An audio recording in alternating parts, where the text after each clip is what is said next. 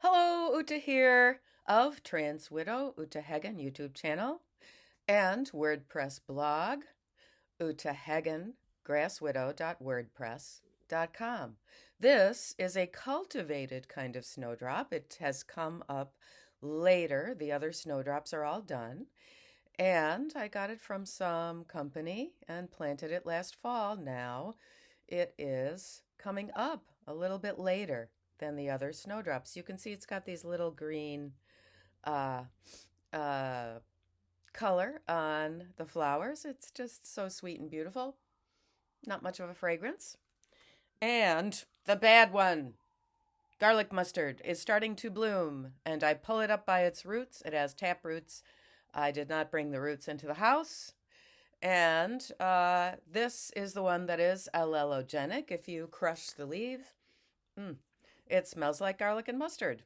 Yes, hence the name. So I try to get rid of it before it will set seeds, because it sets a lot of seeds and it will then take over. It will completely colonize an area and the other plants will be pushed out. They will just be smothered. Yeah. Now, this is lovely. I'm not going to turn my thing around when I'm not going to bother with the mirror image problem, but this was a thank you from the Covenant School because I sent them a check, just a small $200. They said, "Thank you so much for your prayers and support of our school. We are touched by your kindness and your generous monetary gift, the Covenant School." So even just for a very small gift, they sent me a snail mail thank you. I assume that these children pictured here are all grown up, because that's what you usually do. You use old pictures so that you don't have children getting identified. Now, this video is about a grieving sister whose older brother did this. This is Alruna. That's the Viking name for secret rune or secret symbol. Yes, so I am going to, though, first read you a quote from Ray Blanchard, the big, one of the big head honchos, part of the Four Musketeers of the sexology world, making up how these diagnoses and treatments are supposed to go, going back to the 1980s. They're all around 80. It is Blanchard, Zucker, Bailey, and Cantor. And they have also said, maybe not Zucker, but the other ones have said a little bit sketchy stuff about what age of consent is for children, especially the Cantor fellow. It's Bailey too. Yeah. So there's some unethical philosophizing coming out of the PhD psychologist, sexologist world. Doesn't surprise me at all. Now, this is a Blanchard quote from an article that is 20 years old from The Atlantic magazine, which I think used to be called Atlantic Monthly. And people used to subscribe to it and get it in the mail, like The New Yorker and other sort of intellectual periodicals. And this was a wild roller coaster piece of literature regarding a cruise where the husbands were cross-dressing. And I guess the writer wrote or contacted Blanchard and asked him about this. And of course, Blanchard went into his typology of the AGP, this certain kind of transvestite or this kind of true transsexual or whatever. And all of them, all four of those thundering Four Musketeers, do not recognize the role that childhood sexual or physical abuse can play in the expression of this identity. And I find that very questionable. I was a mandated reporter, and one time one of my students was indeed being molested in the middle of the night by his father. It was really, really awful. As a mandated reporter, I and my teaching partner had to call it in. And things didn't go real well. It's always a tricky thing. Sometimes the child clams up and doesn't repeat what they said, and then this child is not going to necessarily have it stop. It's a very, very difficult situation.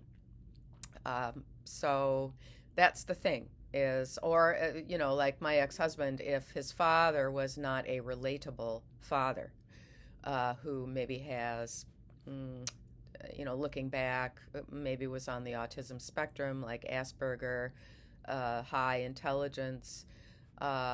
He couldn't get along. He could only work for himself. He was a freelance writer. He was violent to his children, and he was also obsessive about certain things, like, as I mentioned in a different video, like the way in which the dishwasher was loaded. Yeah. Okay, so this is Ray Blanchard. Sorry, I digress. You know how I am sometimes. Cross-dressers' desires do not map onto anything in our world, Ray Blanchard says. You will never know how they feel if you are not one of them. That's why we developed a field where they told us everything, and they told us what words to use, and they told us what to write in the DSM, and so on. Because they don't really need us. They can just go off and do their thing. Okay, enough of Uta's comments. Back to Ray Blanchard's actual words. And they have to disconnect between reality and their fantasy. Listen to this. It's too disruptive to acknowledge that you wish your penis was part of your wife's body and not yours. Uta never heard that one before, but that's really creepy. I was with my husband for a total of almost 18 years or something like that. Yeah. Anyway, It's too disruptive to acknowledge that this is sexual compulsion. I'll repeat that. It's too disruptive to acknowledge that this is a sexual compulsion. So, Blanchard, Zucker, Cantor, and Bailey all really want to let these guys off the hook. It is not sexual compulsion. That's too disruptive to him to admit that. Okay, so that makes absolutely no sense. I want to rescind your PhD. I put up a lengthy comment under a Zucker interview of a very small channel, so we'll see if they do something to me. I know that Isaac Uncooked got a what do you call it? A 1-week ban. I've been banned permanently from Twitter. Facebook gave me a 1-day freeze, which must have been someone complaining about a friendly post that I made on, I don't know, Megyn Kelly's Facebook page, thanking her for covering trans widows. All right, but now the real story, which is Alruna, and about how it was for her being the sister of a man who ideates a female persona. See, the reason, in my view, that Blanchard could say something like it's too disruptive to admit that it's a sexual perversion is the motivation behind them wanting to dissociate sexual perversions from this identity thing. But what I'm doing here with the information in my last video from a woman who used to be an escort who told me in her praise of me for that presentation, she said that she usually would see 10 to 15 of these cross-dressing men in her sexually oriented illegal business a year.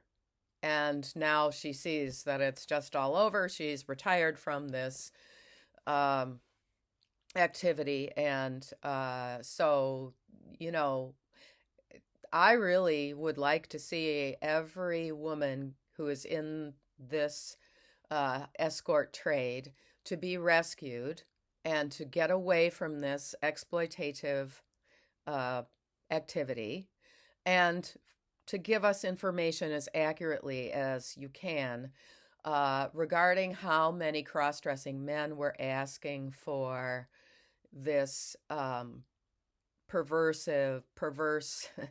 kind of domination activity that she said was often really linked with illegal drugs, especially cocaine. And Alruna is sort of related to this because she thinks that there was some of this illegal drugs going on in her brother's life. So, part 2, Alruna, grieving sister testimony. I was always interested in boy hobbies as well as female ones. I faced backlash for neither, and he never attempted any semblance of gender non-conforming behavior. This is her memory from their childhood, and she's a few years younger than him. Everything he's come up with about his childhood since coming out as trans has been lies I've heard parroted by other trans people constantly. And she says how she doesn't like it at all. And the guy did have a fiance, and like me, for the fiance, he was her first boyfriend. He was her first boyfriend. She was with him for a while, I believe about 5 years before transition and 2 years during. I think they met through a friend and eventually started working at the same small grocery store together. They both ended up moving elsewhere in the state, this is a far west state, to attend university. She got her master's during this. He never ended up attending his choice school due to needing more credits and being unable to fulfill those before he started his next big dream, transition. Okay. But I think that led him to back up. I think what led him to that dream was meeting another man who ideates a female persona and a woman who were a couple. So that's a heterosexual couple, but the man in the couple cross-dresses and believes that he has the persona of a female. He quickly developed a friendship with them. He had us meet them as his friends, but when I came back to visit and had them meet his fiancée, we didn't know the details to their relationship for some time. So apparently, this became a ménage à trois. Soon, he was saying he was trans and his fiancée intends to stay with him. Of course, that's what they always fantasize about, that I'm basing my idea of true womanhood on this woman who is my romantic partner, and I'm going to be a better woman than her.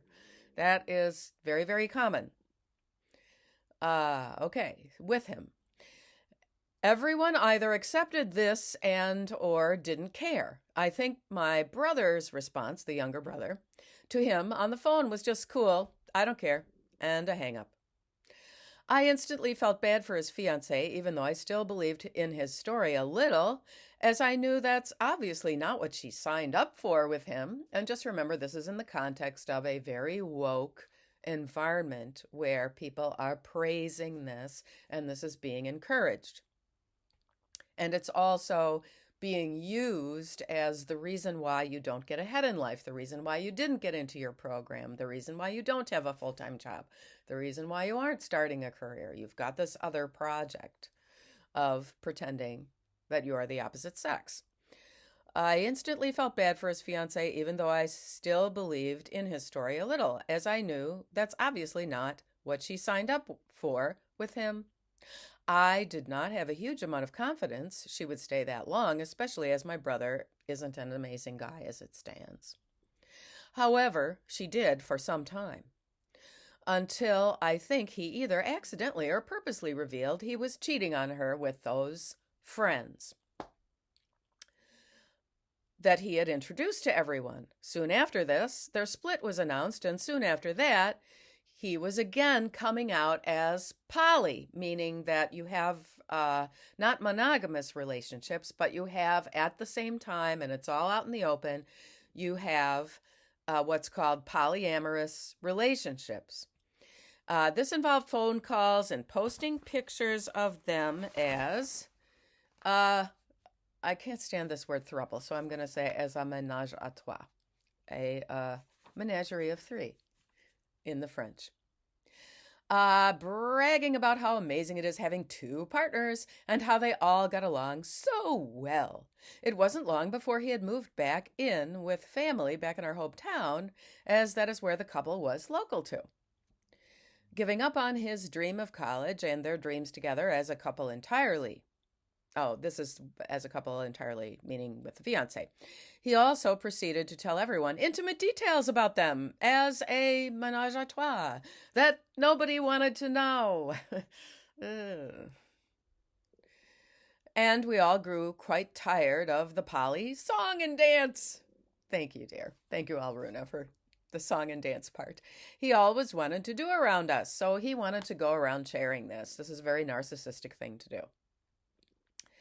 It wasn't too long before that too dissipated as the couple started having issues between them. Oh gosh, after all, the guy thinks he's a woman and the woman is acquiescing to two men being involved. Maybe they're actually gay, with her, as a ménage à trois. More than my brain is about to explode. I can't deal with it. They both had personality disorders, which exacerbated this. Isn't that so interesting? We have a bipolar, or we have, I don't know, schizophrenia, just a little minor thing, maybe OCD, just a little disorder. And, putting on makeup will make you better. Ray Blanchard, are you listening? It wasn't long before his ex-fiancée refused to speak to him anymore. Oh, the dog had to go back to the shelter.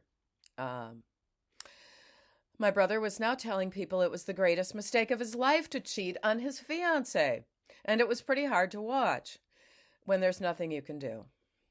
That pretty much ends it. Okay. Oh, the brother recently moved to New York City. I think it's allowed to say that. It's a big city. There are lots of these guys. Maybe he's finding Nettie somewhere. But I vividly remember him talking about his breast growth and how he might be bigger than me one day. That's what he says to his sister, which is frankly gross. I have fairly large natural breasts, and my mother's does not, as she is and has always been thin.